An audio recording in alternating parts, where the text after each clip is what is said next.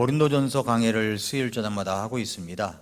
오늘 고린도전서 강해 네 번째, 자랑할 수 없는 은혜, 자랑해야 할 주님이라고 하는 이 제목을 가지고 말씀을 같이 나누겠습니다. 오늘 1장 26절에는 이렇게 말씀하고 있습니다. 형제들아, 너희는 너희가 부르심을 받은 것을 보라 그랬습니다. 뭘 봐야 돼요? 부르심을 받은 것. 우리가 부르심을 받은 것을 보라 라고 말씀을 합니다. 자, 그러면 하나님은 우리를 부르셨는데 어떤 기준을 갖고 우리를 부르셨을까요? 나를 부르시는데 어떤 기준으로 부르시냐 하는 겁니다. 첫째로, 하나님의 부르심은 세상의 기준과 다릅니다. 세상의 기준과 달라요. 26절에 형제들아, 너희는 너희가 부르심을 받은 것을 보라. 육체를 따라 지혜로운 자가 많지 아니하며 고귀한 자가 많지 아니하도다. 오늘 하나님께서 너희가 부르심을 받은 것을 보라, 우리에게 말씀하십니다. 우리가 부르심을 받았습니다. 그런데 이게 대비되는 것이 뭐냐면 세상의 부름입니다. 세상에서는 어떤 사람을 부를까요? 대기업에서 사람을 부를 때, 취직을 하라고 부를 때 어떤 기준을 정하고 부를까요? 2024년도 잡코리아, 인크루트, 그리고 한국경제신문에서 대학 졸업 예정자들 그리고 졸업생들의 취업 선호도 조사를 했는데 1위부터 5위까지가 대기업들입니다. 1위가 삼성전자, 카카오, 그리고 현대자동차 그룹, 네이버, LG전자, 그리고 SK하이닉스, 이런 순으로다가 되어 있습니다. 그 대학생들은 이제 졸업을 하게 되면 대기업을 선호합니다. 왜 대기업을 선호냐 했더니 높은 연봉, 안정성, 그리고 다양한 복지 혜택 등이 있기 때문이다 라고 얘기를 합니다. 그런데 하나님은 하나님의 사역에 사람들을 부르시는데 어떤 자격과 어떤 과정을 거쳐야 할까요? 오늘 말씀해 보니까 형제들아, 너희는 너희가 부르심을 받은 것을 보라 라고 했습니다. 자, 우리가 부르심을 받은 것이 얼마나 놀라운 것인가를 알려면 세상에서 부르는 것, 이것의 기준과 자격을 좀 확인해 보면 압니다. 먼저 성경을 보기 전에 내 자신을 보라는 거죠. 내 자신을. 나를 부르심의 조건을 본다면 정말 자격이 있을까요? 내가 하나님의 부르심의 조건에 어떤 스펙을 가졌을까요? 대기업을 들어가려면 적어도 기본적으로 갖춰야 될 것들이 있습니다. 기본적인 자격은 국내외 4년제 대학 졸업자, 그리고 가려고 하는 분야의 전공자, 우대, 성적은 4.5 기준으로 보면은 평균 3.0 이상, 영어 능력 필수, 오픽 또 IM2 이상, 토익 스피킹은 레벨 6 이상이고, 토익은 600점 이상이고, 토플은 90점 이상이고, 이런 기준이 있습니다. 이런 기준, 그리고 군대 갔다 오고 면제자거나 군대 갔다 온 사람, 이렇게 기준을 정해서 사람들을 부릅니다. 그래서 대기업마다 무슨 고시처럼 그런 고시를 치른 다음에 이제 입사를 시킵니다. 이게 세상의 기준이에요. 그 기준에 맞추기 위하여 대학 4년을 그렇게 노력을 하고, 그래서 이제 대기업에 들어가거나 그럽니다. 그렇다고 대기업 들어간다고 다 잘 사는 것도 아니고, 대기업을 못 들어간다고 못 사는 게 아닙니다. 자기 능력껏 하기 나름인 거죠. 이것이 세상의 기준입니다. 세상의 기준. 우리가 세상의 기준으로 따져본다면 우리는 정말 부족한 것 투성일 것입니다. 저 같은 경우에도 부족한 것 투성일 것입니다. 그런데 오늘 하나님께서 우리를 부르시는 것을 보라는 겁니다. 너희의 부르심을 보라 말씀합니다. 형제들아, 너희는 너희가 부르심을 받은 것을 보라. 육체를 따라 지혜로운 자가 많지 아니하며 고귀한 자가 많지 아니하도다.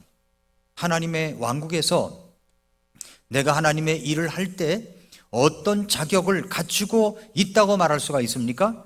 하나님의 부르심, 콜링에 대한 본질과 그리고 그것이 인간적인 조건이나 자격에 근거하지 않음을 오늘 말씀은 말씀하고 있다는 겁니다. 형제들아, 너희는 너희가 부르심을 받은 것을 보라. 여기서 부르심을 받은 것은 구원의 부르심을 먼저 생각해 봐야죠. 구원의 부르심이 뭡니까? 복음을 듣고 예수 그리스도를 믿게 된 사건을 말합니다. 나를 구원으로 부르실 때 자격이 있어서 불렀나요?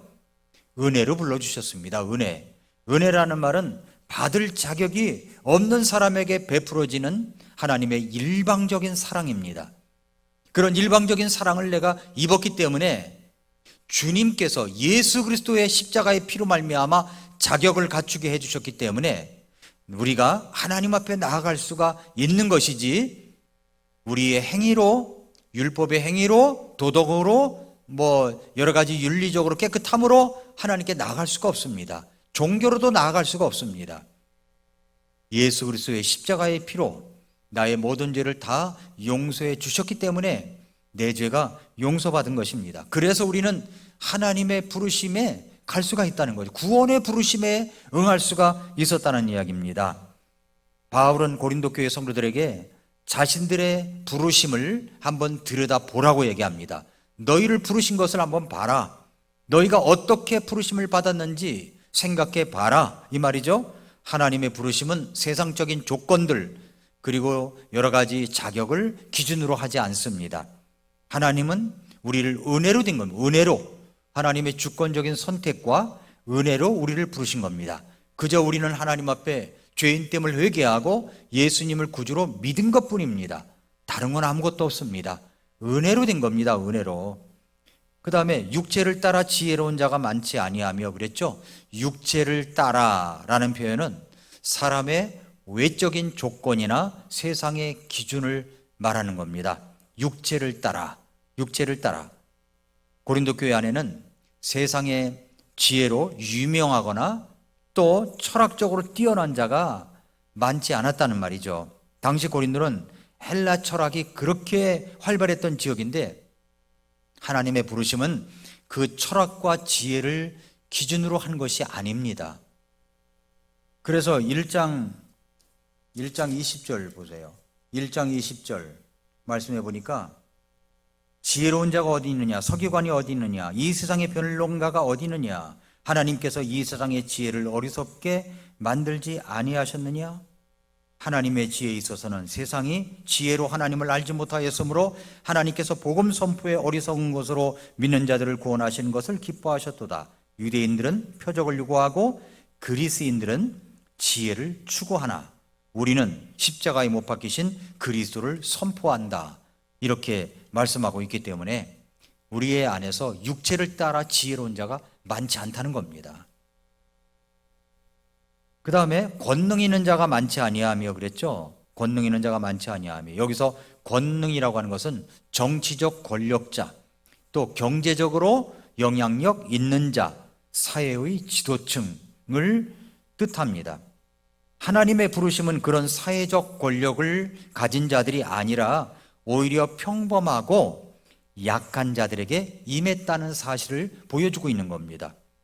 그리고 고귀한 자가 많지 아니하도다 그랬어요. 고귀한 자라는 말은 무슨 말이냐, 이게 헬라어 그리스어로 찾아보니까 유게네스라는 말인데, 이 말은 고귀한 자, 좋은 혈통을 가진 자, 잘 태어난 자, 또 귀족 가문 출신, 사회적 신분이 높은 사람, 이런 뜻을 담고 있습니다. 그러니까 우리의 부르심을 보면 고귀한 자가 많지 않다는 겁니다. 바울은 이 단어를 통해서 고린도 교회 안에는 사회적 신분이나 출신 배경, 이 고귀한 출신자들이 많지 않다고 말합니다. 당시는 혈통을 굉장히 중요시 여겼어요. 로마 시민권 굉장히 중요시 여겼습니다. 귀족 계급, 그러니까 출신과 가문이 매우 중요한 기준이었습니다. 그러나 하나님의 부르심은 그러한 세상의 기준, 지혜, 권력, 경제적인 여력, 이런 것이 기준이 아니라는 겁니다. 하나님은 일부러 귀족 출신이 아닌 자들, 보잘것없는 자들을 택하셔서 인간의 자랑을 무효화하고 하나님의 영광을 드러내도록 하셨다는 것입니다. 하나님의 부르심은 신분이나 가문을 기준으로 안 왔다는 뜻입니다. 바울은 고린도 교회 성도들에게 자신들의 부르심을 회상해서 겸손하라고 말씀하고 있는 거예요. 겸손. 그들은 세상적으로 뛰어난 배경을 가진 자들이 아니었지만 하나님은 그런 자들을 택하셔서 하나님의 영광을 드러내셨습니다. 그래서 1장 24절 25절에 보니까 부르심을 받은 자들에게는 유대인들에게나 그리스인들에게나 그리스도는 하나님의 권능이시요 하나님의 지혜이시니라. 이는 하나님의 어리석음이 사람들보다 지혜롭고 하나님의 약함이 사람들보다 강하기 때문이니라 했습니다. 바울은 고린도 성도들에게 이야기합니다. 너희의 부르심을 받을 때, 너희가 부르심을 받을 때 세상의 기준으로 볼 때 특별한 사람들이 아니었다는 겁니다. 지혜로운 자 많지 않았다. 강한 자 많지 않았다. 귀한 자, 고귀한 자 많지 않았다는 말이에요. 그러니까 무슨 말입니까? 겸손하라는 말이죠. 겸손하라는 말입니다. 하나님의 부르심이 전적으로 은혜에 기초했다는 사실을 말씀해 주시고 있습니다. 그 다음에 이제 두 번째, 하나님은 약한 자들을 들어서 강한 자들을 부끄럽게 하셨다고 그랬습니다. 그것이 이제 27절, 28절이죠. 그러나 하나님께서 지혜로운 자들을 당황하게 하시려고 세상의 어리석은 것들을 택하셨고 하나님께서 강력한 것들을 당황하게 하시려고 세상의 약한 것들을 택하셨으며 하나님께서 있는 것들을 쓸모없게 하시려고 세상의 천한 것들과 멸시받는 것들과 참으로 없는 것들을 택하셨다라고 말씀합니다. 27절 보면은 세상의 어리석인 것들이라고 하는 말은 사람의 관점에서 볼 때 보잘것없고 미련하다고 여겨지는 사람들, 보잘것없고 미련하다고 여겨지는 사람들입니다. 혹은 방법들을 말하는 거죠. 그러니까 하나님께서 제자들을 부르실 때 봐도 무식한 어부들, 낮은 신분의 사람들, 그 단순한 복음의 메시지에 반응한 사람들, 이런 사람들을 들어서 쓰신 겁니다. 하나님은 이런 자들을 선택하셔서 스스로 지혜롭다고 자부하던 자들, 헬라 철학자, 유대의 율법학자, 이런 사람들을 부끄럽게 하시려고, 당황하게 하시려고 그렇게 하셨다는 거죠. 세상에 똑똑하다고 잘났다고 하던 너희들 하나님께 쓰시지 않는다는 거죠. 이는 하나님께서, 하나님의 지혜는 인간의 지혜를 압도한다는 것을 드러내기 위함입니다. 하나님께서는 강력한 것들을 당황하게 하시려고 세상의 약한 것들을 택하셨으며, 여기 강력한 것들은 세상에 힘있고 권세 있는 자들, 정치가들, 지도자들, 그 다음에 부에 능력 있는 사람들. 약한 것들은 영향력 없고 무시받는 자들.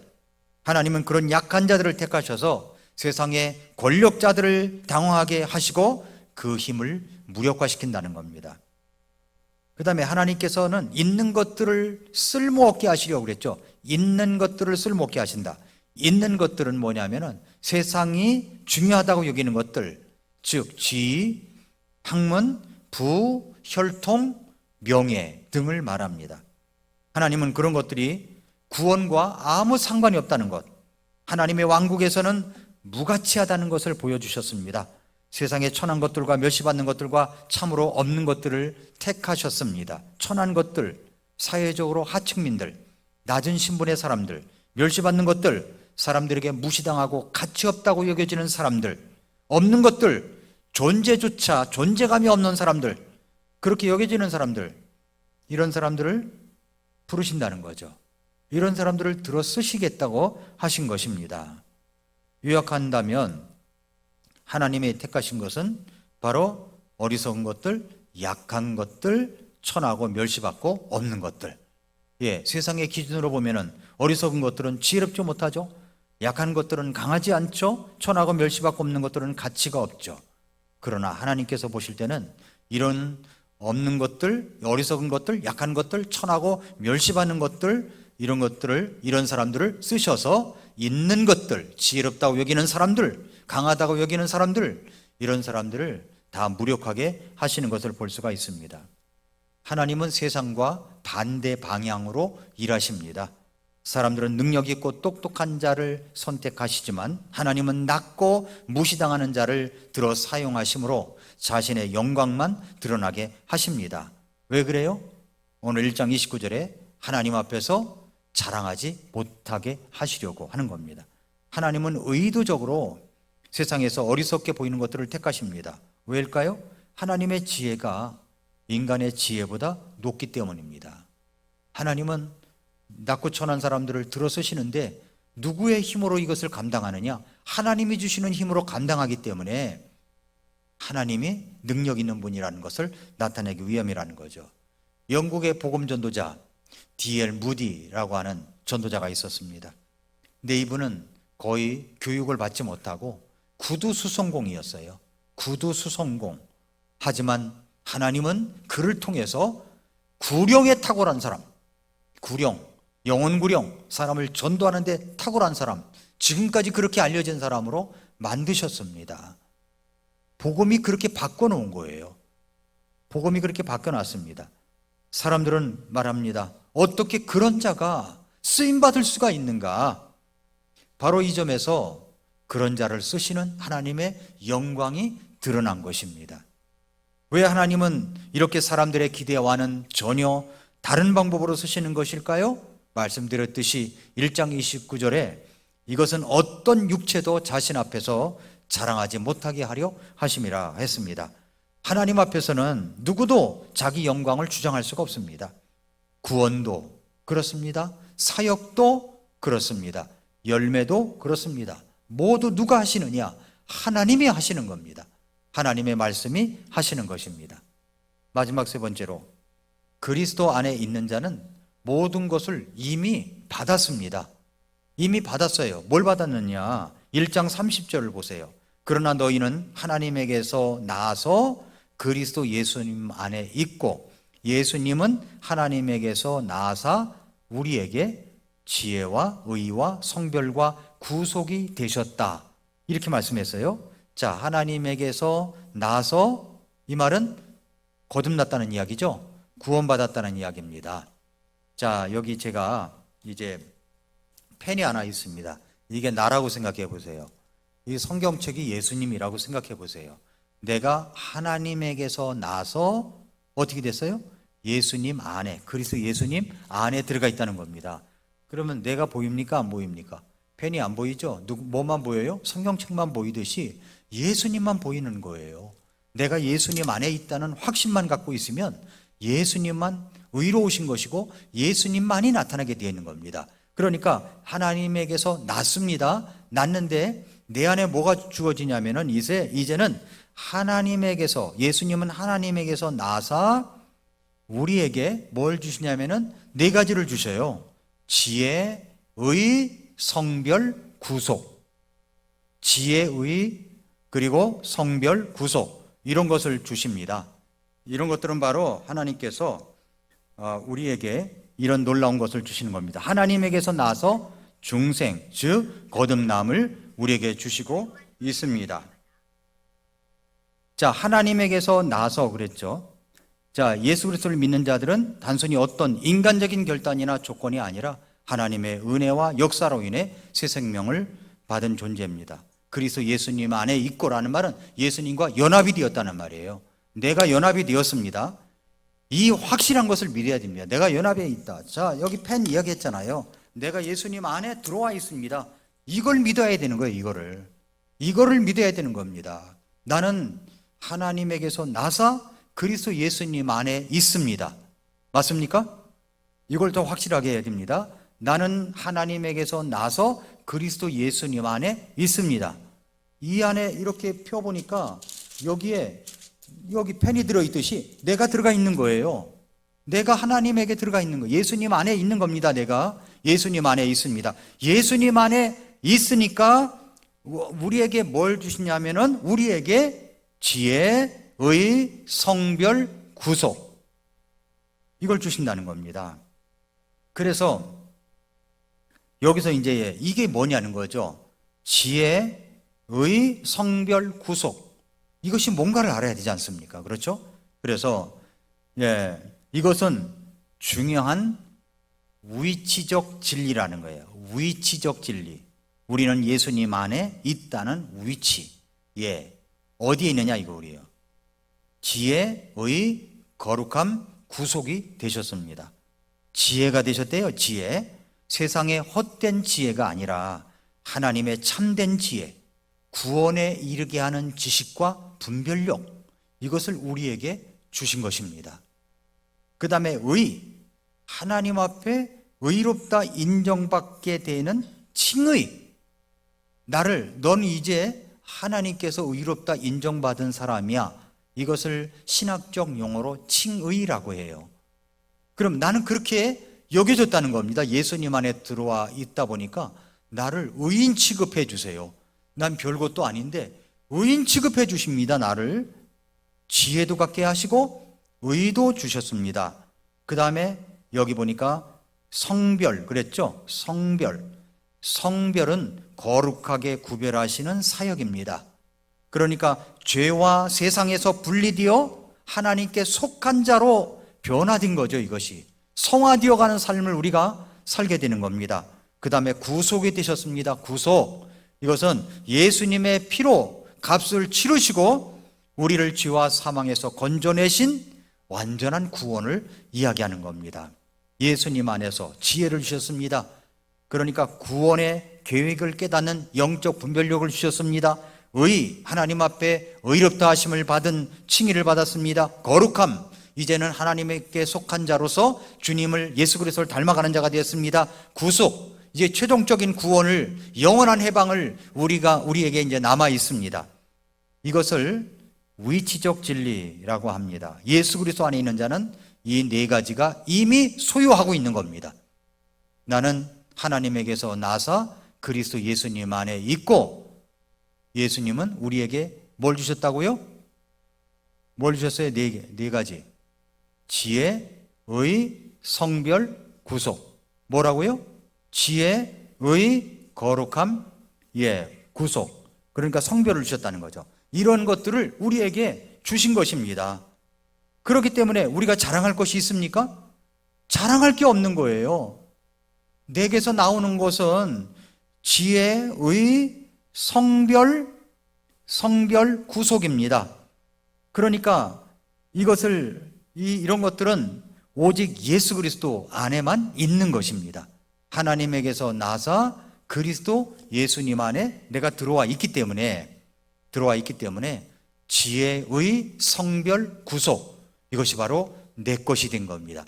이 단어 하나하나가 엄청난 진리가 들어가 있는 단어입니다. 구원받지 아니하면, 예수님 안에 들어와 있지 아니하면 지혜의 성별, 구속이 있을 수가 없어요.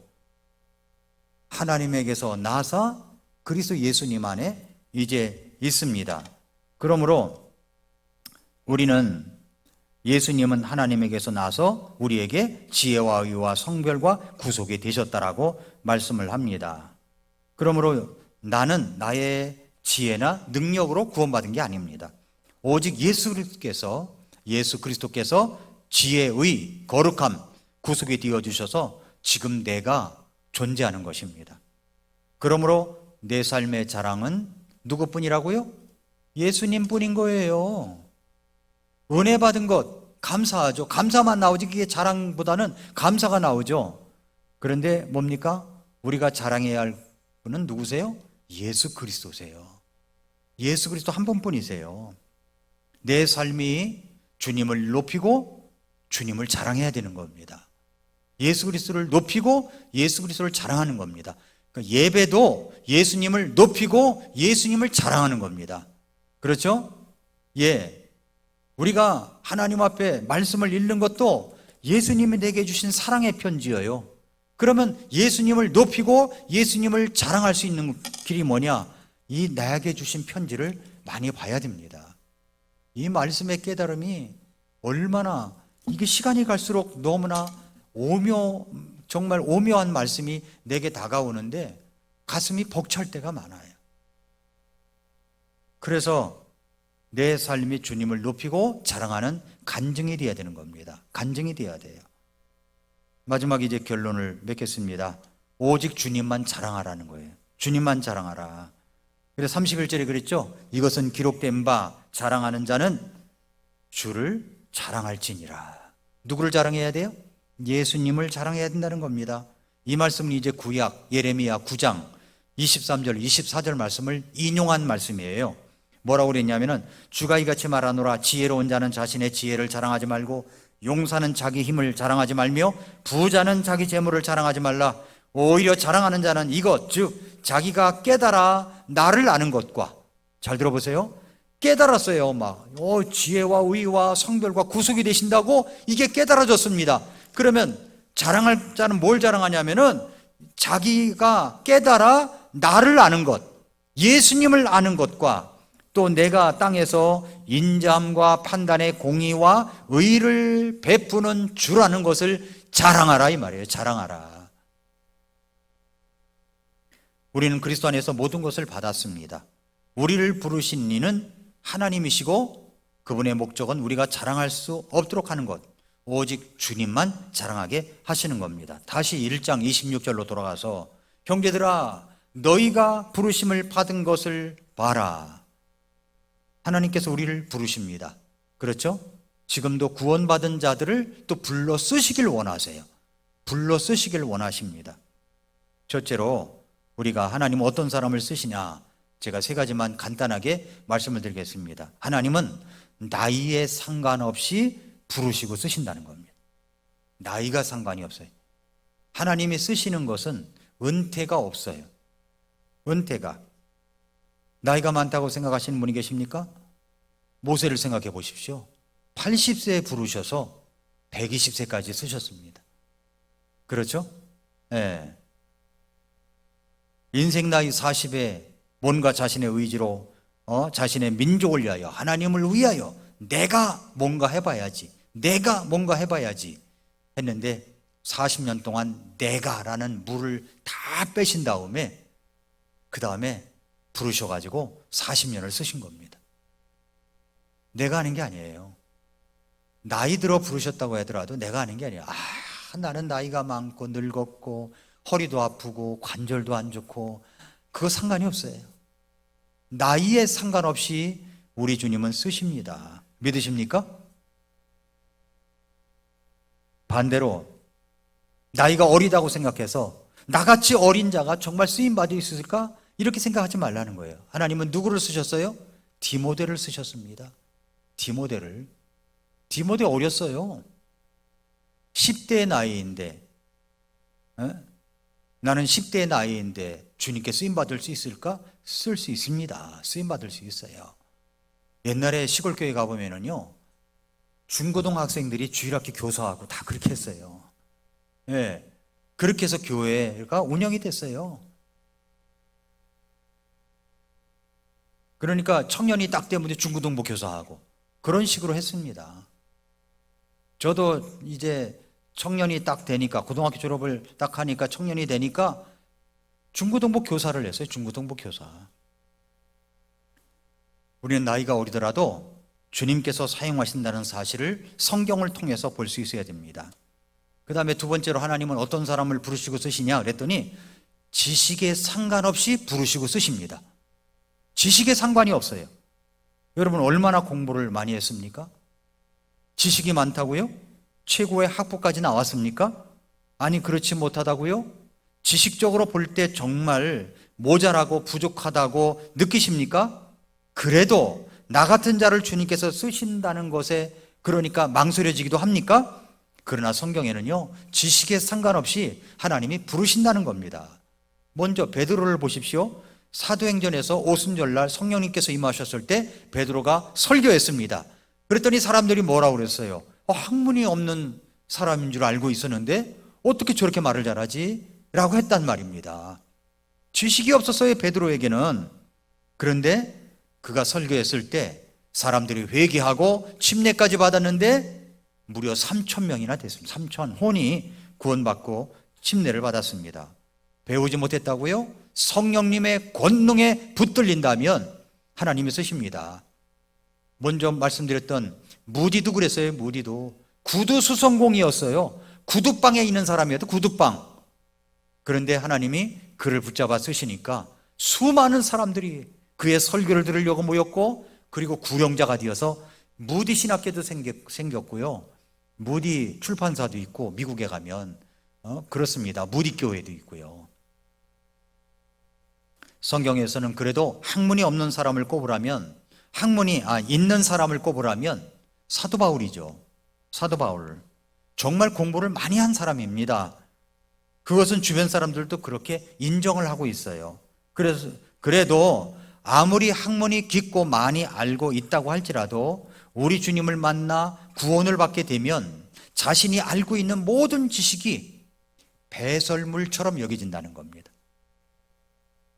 그래서 고린도전서 15장에 보면은 예수님께서 부활하신 사실을 목격한 사람들을 쭉 열거하는데, 예수님께서 죽었다가 다시 살아나신 그 부활을 먼저 베드로에게 보이셨습니다. 그리고 다음에 12제자에게 보이셨습니다. 그리고 500의 형제에게 한 번에 보이셨습니다. 그 뒤에 야고보에게 보이셨습니다. 그 다음에 모든 사도에게 보이셨습니다. 그리고 사도 바울이 그 다음에 뭐라고 그랬냐면은 맨 나중에 자신을 이야기해요. 뭐라고 했냐면은 고린도전서 15장 8절부터 10절에 보니까 맨 마지막에는 정해진 때를 벗어나 태어난 자 같은 내게도 보이셨나니, 정해진 때를 벗어나 태어나면 8달 반 만에 태어났다는 말이에요. 네? 모질이었다는 말이에요. 그 말은. 그런데도 불구하고 내가 사도들 중에서 가장 작은 자이기 때문이다. 그러겠어요. 예수님 안에 들어와 보니까 말이죠, 자기 부르심을 보니까 이 하나님의 전적인 은혜라는 거죠. 아무리 공부를 많이 했어도 하나님의 은혜였다는 겁니다. 이 사실을 이야기했어요. 사도 바울은 정말 학식이 높은 사람입니다. 많이 배운 사람이었어요. 당시에 최고 학부를 나온 사람이었습니다. 그러나 우리 주님 예수 그리스도를 만나 구원을 받아 확실하게 구원을 받고 나서 보니까 주님의 부르심에 자기는 정말 별 볼 일 없는 사람이다. 내가 하는 모든 것이 다 배설물과 같구나, 그렇게 여겼다는 겁니다. 또 하나 마지막으로, 하나님은 어떤 사람을 부르시고 쓰시냐 그랬더니 하나님은 성별에 관계없이 부르시고 쓰십니다. 성별이 없어요. 하나님은 남자도 쓰십니다. 하나님은 여자도 쓰십니다. 하나님은 남자만 사용하시는 것이 아닙니다. 하나님은 여자도 놀랍게 쓰신다는 겁니다. 우리는 남자에 한해서만 목사가 될 수 있음을 믿습니다. 우리는 남자에 한해서만 집사가 될 수 있음을 믿습니다. 우리는 설교도 남자에 한해서만 할 수 있음을 믿습니다. 그렇다면 여자들은, 자매님들은 우식 뛰어가지고 기가 죽어야 됩니까? 아닙니다. 아니에요. 이런 사실을 생각해 보십시오. 예수님께서 사역을 하실 때 옆에서 예수님을 가장 많이 도왔던 사람이 누굽니까? 자매님들이에요. 자매님들. 12제자가 있었어요. 모두 남자입니다. 예수님과 제자들은 돈 버는 사람들이 아니었습니다. 아침이면 일어나 식사를 합니다.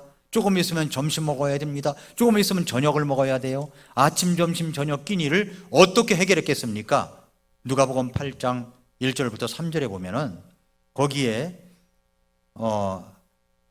12제자와 예수님과 함께 했던 그 예수님을 섬겼던 여인들 이름이 나오는데, 악한 영들과 병약함에서 고침을 받은 어떤 여자들, 곧 몸속에서 7마귀가 나간 자로 막달라라는 마리아, 헤롯의 총지기 구사의 아내 요한나, 수산나, 그 밖에 많은 여자들이 자기 재물로 그분을 섬겼더라 그랬어요. 가진 것이 있으니까 섬긴 거예요.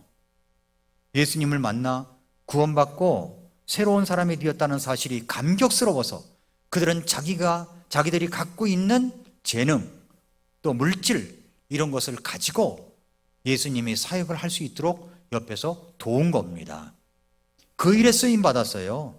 로마서 16장에 보면은 사도 바울의 동역자 명단이 쭉 나옵니다. 제일 먼저 1절에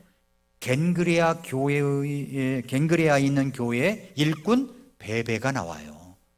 먼저 언급한 사람이 자매예요. 자매 베베.